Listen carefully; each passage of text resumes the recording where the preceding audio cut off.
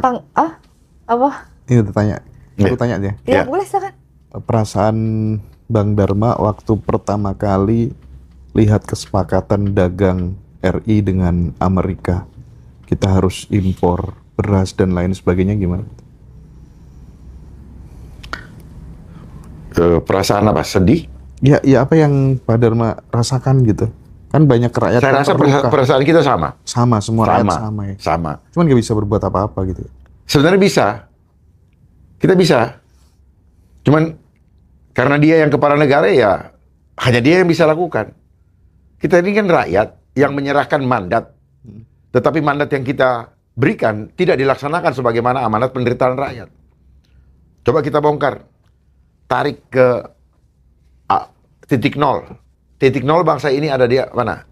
Di tahun 1945. Di mana tanggal 17 Agustus diproklamirkan kemerdekaan Indonesia yang tidak selesai. Karena baru ke depan pintu gerbang. Sementara pintu gerbangnya masih dikunci. Kuncinya siapa yang pegang? Gitu. Nah, titik nolnya di mana? Kita baca di titik nol. Sebelum ada Undang-Undang Dasar 45, kita baca dulu pembukaan Undang-Undang Dasar 45. Di ayat kedua, merdeka, bersatu, berdaulat, adil dan makmur. Mengkosong. Tujuannya apa? Melindungi segenap bangsa dan tumpah darah negara Indonesia. Memajukan kesejahteraan umum. Ada nggak ini? Melindungi ada nggak? Udah hilang semua. Apa harapan kita? Terus mencerdaskan kehidupan bangsa. Kita berpatokan mencerdaskan kehidupan bangsa dengan sistem sains barat. Apa yang cerdas? Kita bangsa timur. Punya DNA yang berbeda. Ya. Terus mereka merasa pintar-pintar itu semua yang itu barat. Nggak pintar. Cuci otak, tau nggak? Makanya sekarang lagi ribut itu yang LPDP. Betul ya, LPDP. Betul. Nah, itu cuci otak. Beasiswa itu cuci otak. Ya. Dan nggak usah diributkan. Waduh, diganti ininya. Orang itu duitnya bukan duit negara kok. Itu duit dari UNICEF, bantuan tuh. Cuman rakyat aja pikir itu, nah biar berantem lagi. Itu kan uang, iya. Duitnya datang dulu, ya, pinjaman itu diganti sama kita dipungut-pungutin pajak. Gitu loh. Jadi LPDP itu bukan keinginan rakyat, keinginan global. Ya, keinginan global untuk mencocok otak anak bangsa. Terus kemudian nanti pulang lagi, lu jadi agen gue. Laksanakan cuci otak yang sudah lu terima, yang gua ada doktrin, untuk mendoktrin rakyat yang dianggap oon ini. Kalau nggak thank you gitu ya. Karena kalau kita, ini akibat apa? Akibat kita tidak paham identitas jati diri Nusantara, maka kita digiring untuk justru mengenal, menyerap, mengadopsi identitas orang. Iya, betul. Mau jadi apa kita? Terus bangga dengan segala macam itu. Sadari, kalaupun kita menerima dari mereka doktrin seperti itu, justru kita harus belajar ada apa di balik itu. Supaya kita jangan terbawa arus daripada doktrin mereka yang disebut arus globalisasi. Tetapi kita dari situ kita menyelam, sambil menyelam minum air. Jadi kita menyelam untuk mengetahui. Justru kita belajar mengetahui apa kelemahan dari mereka. Bukan dia justru mengetahui kelemahan kita.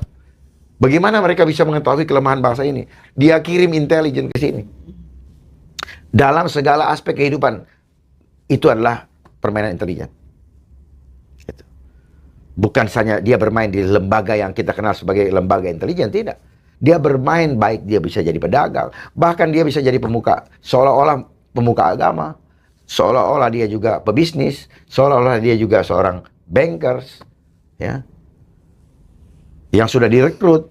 Bahkan banyak anak-anak bangsa yang sudah berpihak kepada mereka. Nggak sadar ya Pak ya?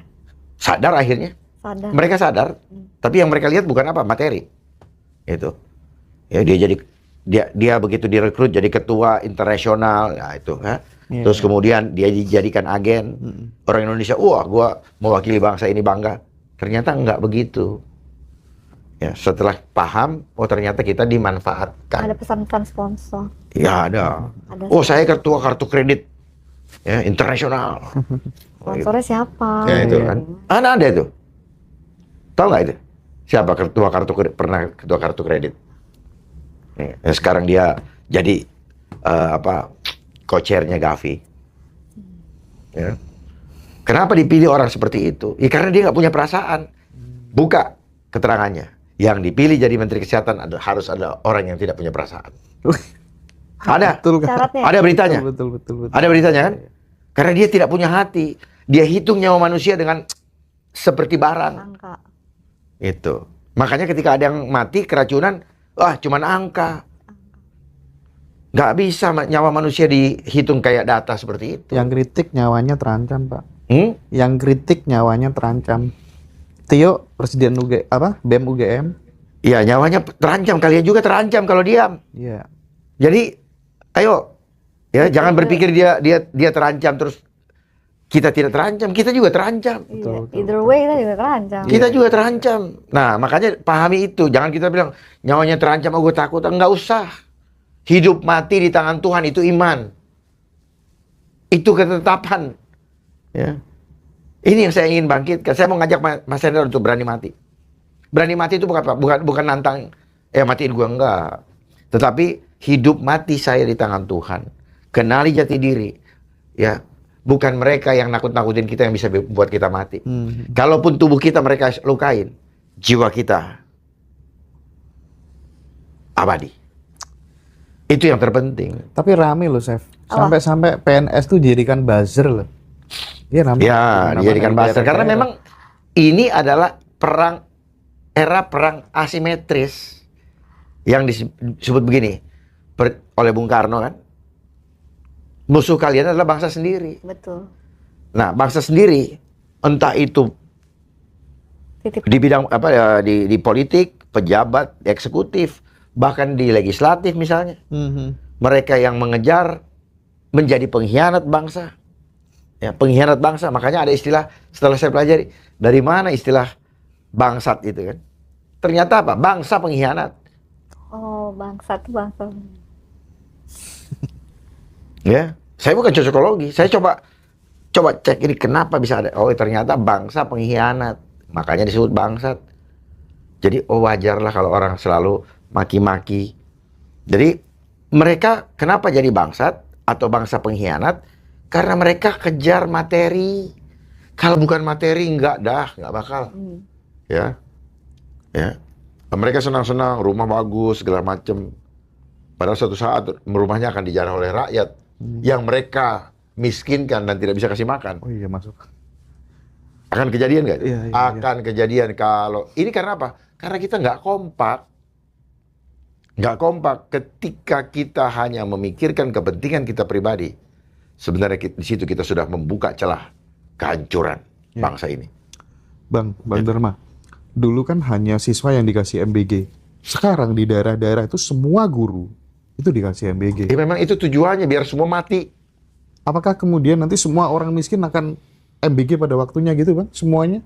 Saya nggak bawa gambar yang saya bikin tuh. Saya bawa gambar masa depan Indonesia di mana semua antri untuk menerima dalam antrian panjang MBG. Di kanan kirinya ada aparat bersenjata mengawal. Itu yang akan terjadi. Ingat peristiwa Nabi Musa membebaskan tawanan-tawanan atau budak-budak dari Mesir. Dan dibawa ke tanah perjanjian yang disebut dengan Kanaan. Sekarang kita yang Tuhan berikan free will, kita serahkan secara sukarela. Demi apa? Demi perut. Lebih nafsu. Mereka melakukan itu sudah berproses, makanya ada BLT. BLT pun antri, ngambil di kantor pos. Itu. Kalau gini saya buka. Saya mau buka supaya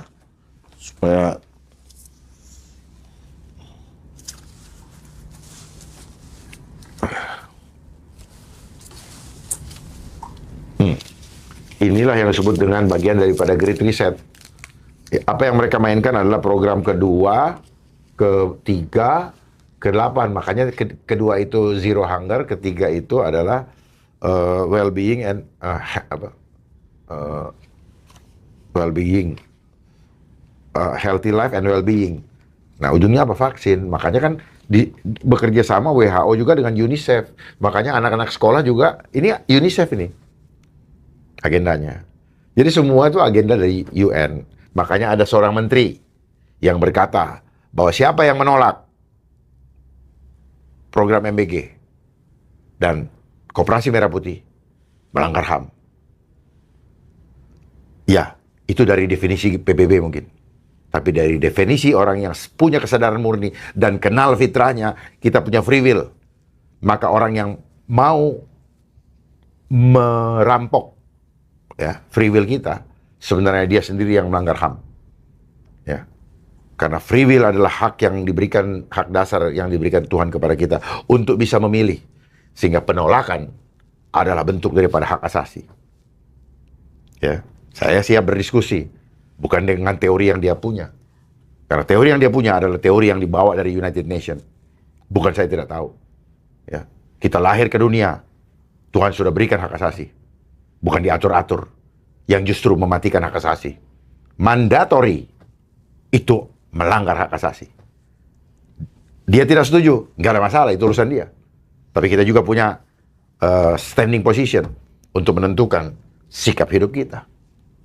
Bukan dia yang ngatur hidup kita kok. Ya. Cuman kebetulan dikasih kuasa. Besok juga selesai. Ya. Kan ada artikel beberapa waktu lalu bahwa Rockefeller tertarik dengan program MBG. Nah, orang dia Prabowo aja puji-puji kan Rockefeller yang itu. Lah emang buatan dia kali. memang buatan dia, itu kan cuman ini yang dibilang sandiwara. Piye sih? Prabowo bangga loh didatangi Itu kan sandiwara, Pak. Rockefeller Ya. Institute Tadi gitu saya- kan. Gimana sih, nggak ngerti saya konsepnya ya Om. Jadi gini yang tadi Bang ya, ini agenda ya satu-satu ya. Ini agenda Great Reset, oke. Semua kembali saya bolak-balik, saya tidak capek begini supaya orang tuh apa? Mind controlnya itu tertanam ya ini. Jadi sudah ada di sini. Mereka cuma mainkan 10 tahun dimulai dari COVID-19 kemarin ya. Ya. Ya. Nah ini. Jadi timelinenya bentar lagi nih 2030, tinggal 3 tahun lagi Pak. Iya. 3 tahun lagi itu endingnya 2029. 29 ya. 2029 mereka akan tes apa ya? Tes kesiapan. Sudah berapa persen? Apakah sudah tuntas lengkap sehingga mereka tahun 2030 main. Katanya yang ada pembatasan hak milik itu apa sih Pak? Ya ini kan. Ya, makanya berkali-kali saya begini tapi tidak ada kalian yang memperduli. Ya, ini Pak, ini berkali-kali. Nah ini bahasa Inggrisnya, ya. Ini bahasa Indonesianya, ya. Ini masih bahasa Inggrisnya. Ya ini lihat ya, ini dari UN ya, 2030. Bantu Pak Jira. Nah, World Order. ini ya. Nah nanti saya kasih bahasa Indonesianya. Ini nah ini dulu. Oke, membatasi hak milik. Nah, silakan Mbak Citra baca satu-satu. Oh, satu. Ini UN ya, ini bisa Iya, iya. dilihat Ya, ya di webnya loh. ya. Satu, pemerintahan dunia. Satu ya. Ya. Terus dunia tanpa uang tunai. Udah mulai ya. Ya, CDBC ya. Satu, Bank Sentral Dunia, ini dia. Sudah, itu CDBC. CDBC ya. Uang tunai ini apa? Digital Satu, currency. militer dunia. Ya, Akhir dari kedaulatan nasional. Berarti nggak ada tuh kedaulatan regional-regional. udah nggak ada. Semua sentral. makanya ketika COVID kemarin jelas sekali negara tidak berdaulat. Yang tadi bilang Mas Hendra apa? Akhir dari kepemilikan barang-barang pribadi. itu penjelasannya gimana Nah, tuh, ini. Penjelasannya gimana? Ya akhir you don't have you Don't own anything you own nothing. and you'll be happy. Ya, Itu makanya motto mereka makanya kan mulai digratisin nih di Jakarta tuh. Termasuk ke rumah pribadi. Oh iya, Tanah, ya. Mobil. Ya, Iya. kan tanah kan, mulai, kan? tanah kan sudah mulai kan pelan-pelan dong. Mau diambil. Susupnya halus Lah. gitu. Ya makanya bangun kesadaran dari sekarang. Nih, Ya. akhir dari Apa tadi Mas? kesatuan. Apa tadi Mas? Suaranya? Bajingan. Nah, ya? Mas Hendra. Jadi orang nanti udah keliling ini suruh ngumpulin, tiba-tiba mereka ada peraturan dikeluarkan apa namanya itu? Peraturan rumah yang pokoknya mereka bikin cari cara untuk membuat bagaimana rumah itu tiba-tiba nggak bisa jadi milik kita. Kalau tanah kemarin kan ada alasan apa? Tidak digarap, tidak digunakan, maka akan diambil walaupun sudah sertifikat. Kan gila tuh. Iya. Ya, walaupun itu. Jadi seperti itu mainnya. Lihat ini. Alasan untuk eh, apa tuh, tambang, terus kemudian perkebunan sawit yang bla bla bla bla bla, sekarang diambil untuk negara katanya untuk demi kepentingan rakyat. Enggak juga. Food estate, Ya, ya kan? ya itu kan sebenarnya apa? Ini yang dibilang apa? Kejahatan kemanusiaan lewat kebijakan.